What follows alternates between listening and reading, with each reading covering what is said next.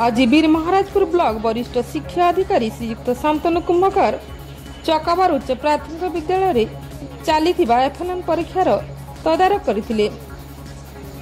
तेबे सरकारंकर तरफ 23 तारिख रु 25 तारिख पर्यंत प्रथम रु तृतीय श्रेणी पर्यंत एफएनएन प्रारंभिक आकलन करा जिबा पई निर्देश दिया जायछि।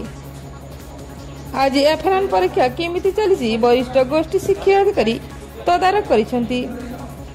या संगे संगे विद्यालयर शैक्षिक परिवेश और भौतिक परिवेश को परिदर्शन करी ताहार उन्नति पई शिक्षक मानक सहित आलोचना करिसेंती। शिक्षक मानकु एचआरएमएस माध्यम रे छुट्टी नेबाको निर्देश दैछंती।